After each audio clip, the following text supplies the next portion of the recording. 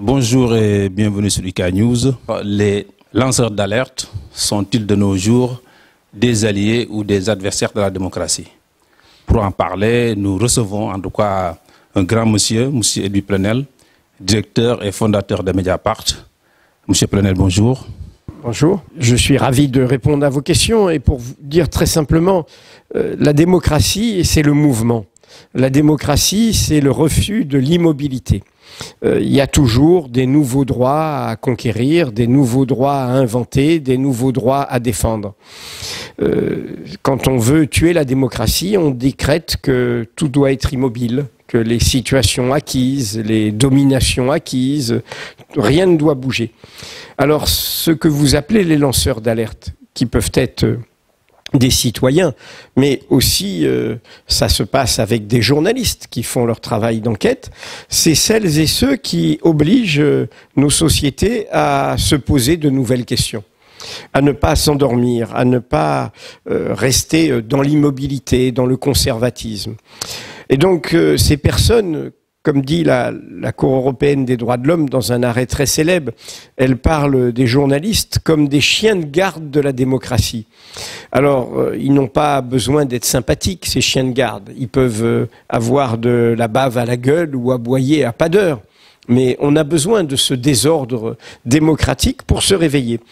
Et donc, je crois qu'il faut absolument, dans une démocratie, des empêcheurs de s'endormir, des empêcheurs de ronronner, qui obligent à regarder les corruptions, à regarder les prévarications, à regarder les violences, à regarder les mensonges, les impostures.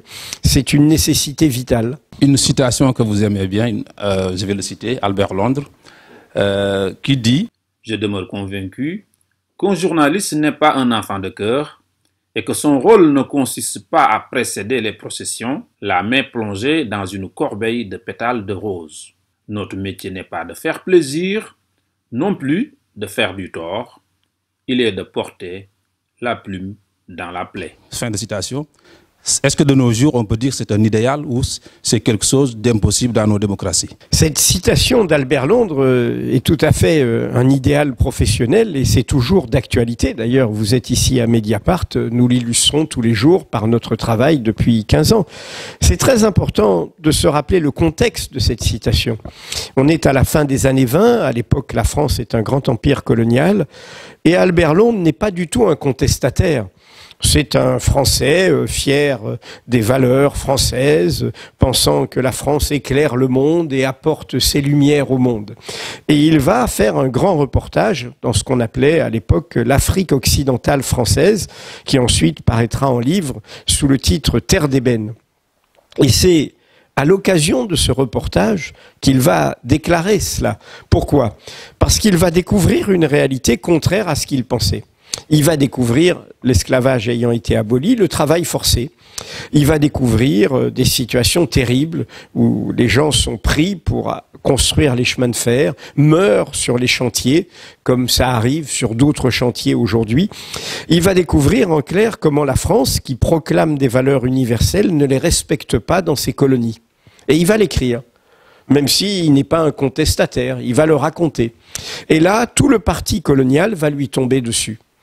Va dire qu'il est l'anti-France, il est un mauvais citoyen, qu'il crée du désordre. Et c'est là qu'il va faire cette réponse. Il va dire, mais non, regardez ce que je vous mets sous les yeux. Il va s'adresser au ministre des colonies. Il va dire, mais vous savez, si vous ne répondez pas aux questions que j'ai mises en évidence, eh bien, ces peuples vont se détourner de la France, vont retourner contre la France les valeurs qu'elle ne respecte pas. Et c'est ce qui se passera très légitimement avec les indépendances. Et donc c'est là qu'il dit, en effet, notre métier n'est pas de faire plaisir, non plus de faire du tort, il est de porter la plume dans la plaie. Alors puisqu'on est aux citations, je voudrais en rappeler une autre que j'ai exhumée il y a quelque temps. C'était au tout début de la Révolution française, à l'été 1789, à Paris, avant la Déclaration des droits de l'homme, le 13 août 1789, le premier maire de Paris, qui avait été le premier président du tiers-État et de l'Assemblée, a mis sur les murs de Paris une proclamation qui disait « La publicité est la sauvegarde du peuple ». Alors, c'est pas la publicité au sens commercial, marchand d'aujourd'hui, c'est la publicité au sens rendre public ce qui est d'intérêt public. Et cette phrase, à une époque où c'est encore la monarchie, où il n'y a pas de république, où il n'y a pas de droit de vote, où il n'y a aucune institution démocratique, dit combien ce dont nous parlons est un pilier essentiel. La publicité et la sauvegarde du peuple, pour défendre des droits, pour conquérir des droits, pour avancer sur les questions sociales, sur les questions de discrimination, sur les questions économiques, sur les questions de violation des libertés, et ainsi de suite. Il nous faut d'abord savoir tout ce qui est fait en notre nom, tout ce qui est d'intérêt public. Et vous voyez bien, par les temps qui courent, combien dans tous les cours autoritaires, je ne parle même pas de dictature, je parle de régimes autoritaires, voire de régimes qui d'autoritaires deviennent des dictatures, comme avec le régime russe actuellement à Moscou, les premières cibles, ce sont les journalistes. Les premiers à être mis en cause, ce sont les journalistes. C'est pour ça que c'est une alerte quand on s'en prend aux journalistes, quand on s'en prend à cet élément positif du désordre démocratique, eh bien, c'est que la démocratie est en train de filer un mauvais coton. Vous venez de le dire tout à l'heure dans votre développement. Pour avoir la chance de vous avoir eu 2 années comme professeur à Montpellier il y a bientôt 13 ans, je me souviens, vous disiez souvent que lorsque une information en intérêt public, là, ça devient intéressant.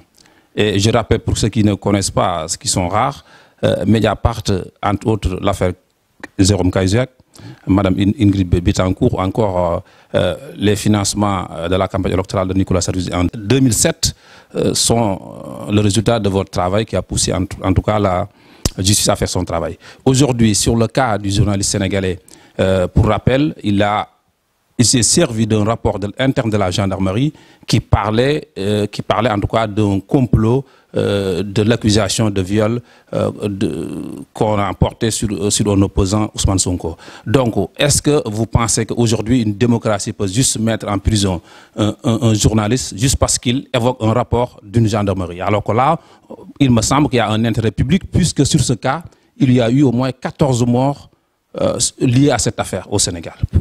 Et après, il y a eu encore d'autres décès qui sont liés à cette affaire. L'emprisonnement de Panne, comme on l'appelle là-bas au Sénégal, avec les initiales de son nom, est une atteinte profonde à la démocratie. Bien sûr que des personnes peuvent contester son travail, mais dans ce cas-là, on lui demande des comptes devant un tribunal indépendant. On ne le met pas en prison. Nous, Mediapart, nous publions très régulièrement des documents confidentiels, des documents qui relèvent d'un secret. Mais nous montrons devant les tribunaux que ce secret est indu, que ce que ces documents révèlent, le public a le droit de le savoir.